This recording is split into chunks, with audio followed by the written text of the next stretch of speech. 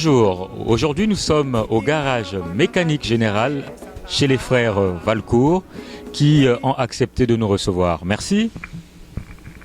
Alors Claude, est-ce que tu peux nous parler un tout petit peu de ton parcours? Bon, ouais, avec plaisir. Mon parcours, ça a commencé depuis que je suis tout jeune. Depuis que je suis tout jeune, je commençais à toucher la mécanique. Je réparais les bicyclettes dans la cour, en arrière de ma cour. En arrière de ma cour, mes amis appelaient ça un dépotoir à bicyclette parce qu'on retrouvait toutes sortes de pièces. Eh ben. Puis là, au fur et à mesure, mes amis me disaient tout le temps qu'ils voyaient comment que j'aimais ça. J'étais manuel, puis que je pouvais réparer des bicyclettes. Puis ils me disaient, je te conseillerais d'aller en mécanique. C'est quelque chose que je vois que tu aimes, puis tout. Puis effectivement, après plusieurs emplois que j'ai faits, après j'ai dit, pourquoi pas me lancer vraiment dans le cours de mécanique. J'ai pris mon cours de mécanique en 2006. 2006, oui. Ouais, à Montréal, ici? Oui, à Montréal, exactement. Okay. À l'école Daniel Johnson.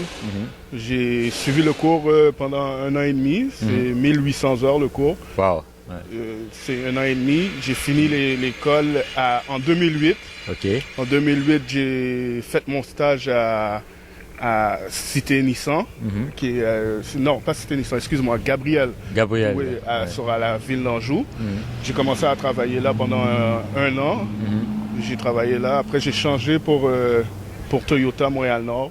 J'ai travaillé là aussi pendant 1 an. Puis, au fur et à mesure, j'ai travaillé dans plusieurs places. Tout le temps à changer parce que en mécanique, ça marche par saison. La saison des pneus, c'est là qu'on a besoin plus de gens. Puis, quand tu commences en mécanique, tu n'as pas toutes les expériences acquises. Il faut que tu puisses te prouver comment que tu es pour qu'on puisse te garder, pour que tu puisses avoir un emploi stable. Entre-temps, j'étais tout le temps coupé sur le chômage. Puis, au fur et à mesure, j'acquirais de l'expérience et tout. Puis après, d'ici là, après quoi, 5-6 ans, j'ai décidé de me lancer en affaires, moi puis mes frères. Super. Et du côté de Jeff, comment ça s'est passé? Pour moi, c'est pratiquement pareil. Comme Claude vous a dit, on s'amusait dans la cour avec les bicyclettes. Moi, peut-être la différence, moi j'ai travaillé comme commissionnaire chez Toyota. C'est là vraiment que ma passion pour la mécanique a commencé, en passant dans le garage, en voyant les gars travailler. Je me suis dit, je me vois bien à cette place-là. Donc en 2007, moi j'ai commencé mon cours en 2007 à Daniel Johnson aussi. Comme Claude. 800 heures. J'ai fini en 2009. Je suis retourné chez Toyota Montréal-Nord. J'ai fait mon stage. J'ai travaillé là durant... j'ai travaillé là durant 2 ans. Claude est venu me rejoindre. Techniquement, il m'a fait rentrer. Oui, c'est moi qui lui a donné le poste. C'est lui qui m'a fait laisser Nissan Gabriel. Oui, il y avait un poste d'ouvert. Je lui ai dit, viens me trouver à Toyota Montréal-Nord. Parce que le salaire était meilleur, parce qu'on était syndiqués, donc sans rentrer dans les détails. Mais après ça, comme il dit, il y a les ups and downs. Moi, j'ai quitté le domaine de la mécanique, je suis allé dans le domaine de la sécurité pour mettre de l'argent de côté, parce que le but de prendre le cours de mécanique, ça a toujours été d'ouvrir notre garage un jour. Donc, on a pu ramasser l'argent au fur et à mesure. Puis après ça, comme on dit, en 2013, on a fait le grand saut. On a dit, on y va, on ouvre le garage. Ok. Mais vous êtes 2 frères. Vous êtes 3 frères. L'autre frère n'est pas là. Et tout à l'heure, j'ai vu votre père aussi venir vous aider, quoi. Mais ça fait quoi de travailler en famille comme ça, là? Honnêtement, moi je trouve que c'est quelque chose de bien parce que on se connaît toutes, on connaît tous nos points forts, on connaît tous nos défauts, puis on sait comment que un va réagir en tant que dans une journée, comment il va réagir. On est tous travaillants. Mon frère, lui, c'est le troisième que vous voyez pas. Et lui, c'est vraiment, il s'occupe de l'administration. Lui, il touche pas la mécanique, il connaît rien en mécanique. C'est vraiment de l'administration qu'il connaît. Puis la mécanique, c'est moi, mon frère, puis mon père qui vient nous aider. Puis depuis là, tout va bien. Moi, j'aime bien travailler en famille parce que on a déjà un lien bâti. Le lien familial est déjà bâti. Là, c'est le lien emploi qu'on crée. Puis le lien emploi, il vient que tout ce qu'on fait. Ça vient mettre un lien chaleureux dans le travail. C'est comme on travaille en famille, puis on aime ça, on avance. On travaille toute la journée, on donne des jokes.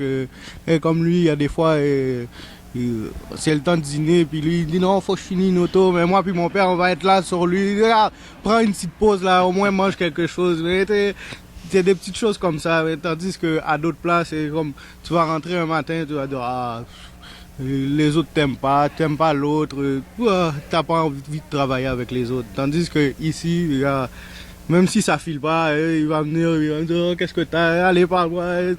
Il va me mettre un sourire quand même au visage, puis qu'il va faire ma journée va aller mieux, puis que le travail va se faire, puis let's go, on y va.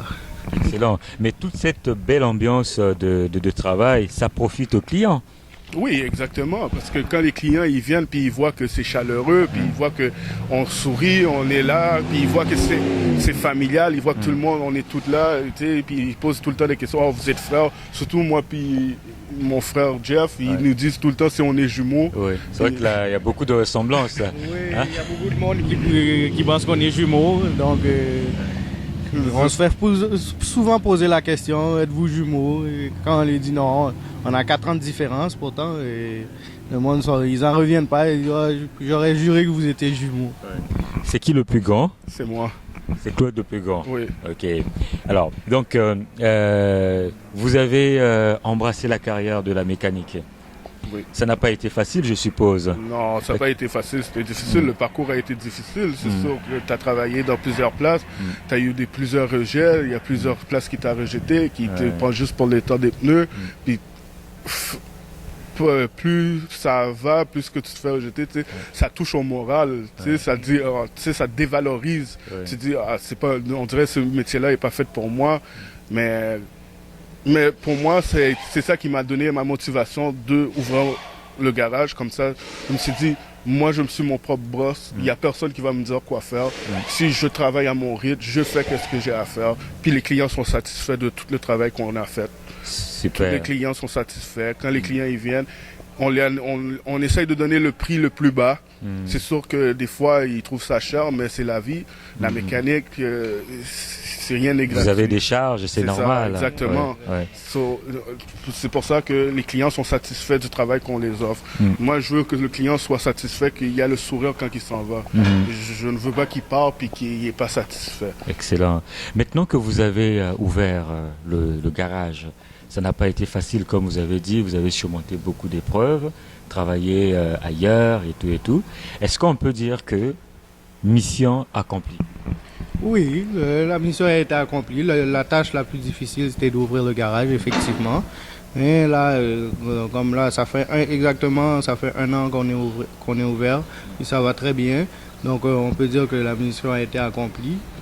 C'est d'aller chercher une plus grosse clientèle. C'est pas tout le monde qui a le temps de venir au garage. Puis, le monde, ils aiment pas ça, venir au garage, attendre au garage. Puis c'est vrai, c'est long, attendre au garage. N'importe où, le temps, c'est de l'argent. Le temps, le monde veut pas attendre.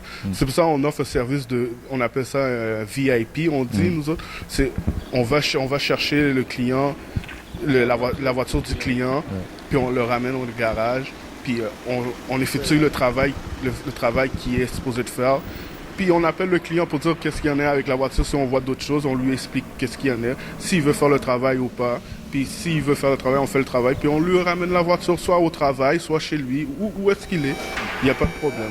L'avantage pour le client, c'est de finalement rester concentré dans son travail ou à s'occuper de sa famille pendant que vous vous occupez de sa voiture. Exactement.